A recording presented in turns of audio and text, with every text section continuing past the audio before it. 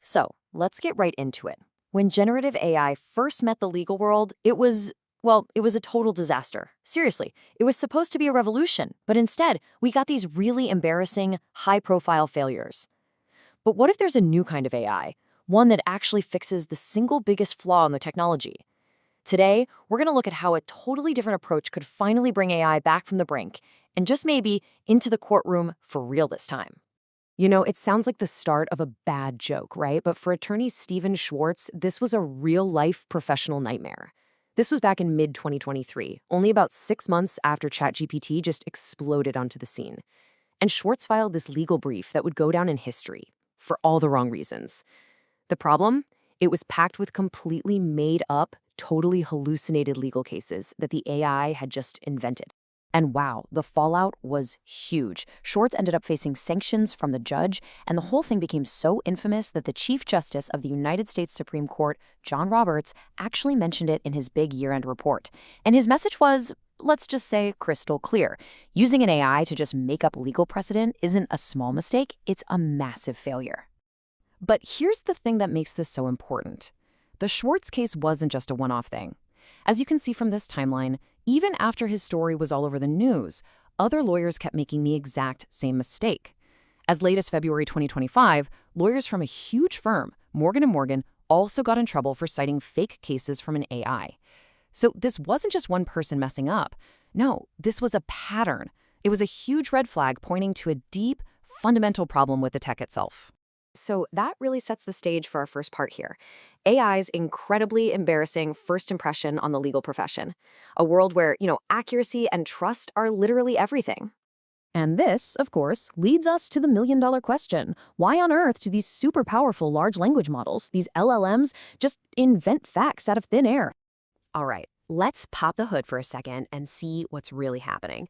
Why would a tool that's designed to process all of human knowledge be so bad at telling the truth, especially when the stakes are this high? Well, the answer comes down to this idea called parametric memory. Okay, think of it like this. When the AI is being trained, it crams all of its knowledge, all the facts, the language patterns, everything, into its billions of internal settings, or parameters. It's not really learning like we do. It's just encoding patterns. And the crucial part is this. It has zero ability to look outside itself, to double-check a fact or get new info. It can only work with what was already baked into it. And this right here is probably the best way to understand the problem. It's a fantastic analogy. A standard LLM like ChatGPT is basically taking a closed book exam. It has to answer every question using only what it memorized during training. If it's not 100% sure, it just makes its best guess based on statistical patterns, and that's when you get a hallucination. But the alternative we're talking about, RAG, is like taking an open book exam. Before it says anything, it gets to look up the answer in a trusted textbook.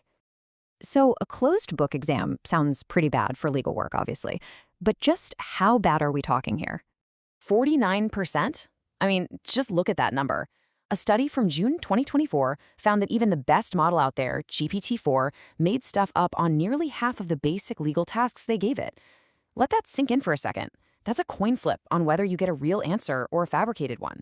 This finding pretty much destroyed the credibility of these general-purpose AIs for any kind of serious legal work. But what about that open book exam we mentioned?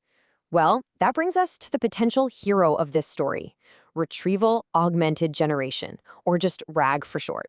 What RAG is, at its heart, is a new way of building these AI systems. It's specifically designed to solve that hallucination problem by giving the AI an external brain, a reliable, verifiable source of truth it can check before it ever writes a single word. Okay, so how does this open book system actually work in practice? Let's break down how it actually goes out and finds the facts it needs. It's actually a pretty simple and elegant process. So first, when you ask it a question, it doesn't just try to answer right away.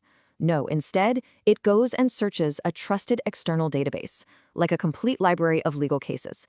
Then second, it retrieves the most relevant documents from that search. And only then, in step 3, does it use the powerful language model to put together an answer. But here's the key. Its answer is now grounded in the real facts that it just found. And this right here is why it's such a potential game changer for the legal field. It can connect to high-quality databases that are always being updated with new laws and cases. It massively cuts down the risk of hallucination because it's not just guessing anymore. It can even be pointed at a law firm's own private files, turning it into an instant expert on that firm's specific cases. It's a huge deal. Okay, so the theory sounds great. It makes perfect sense. But does it actually work in the real world? Well, researchers put it to the test, and now we get to look at the head-to-head results. Now, this slide is the one that really tells the whole story. What you're seeing is a direct comparison between two major studies.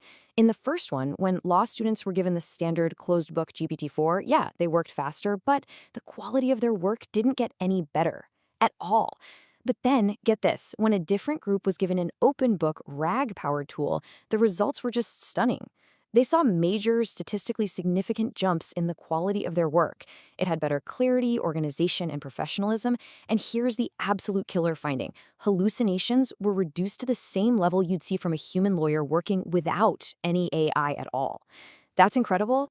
So, what does this all mean? Where do we go from here? After that disastrous first impression, we can now start looking at the future of legal AI with a whole new perspective. Look, the bottom line is this.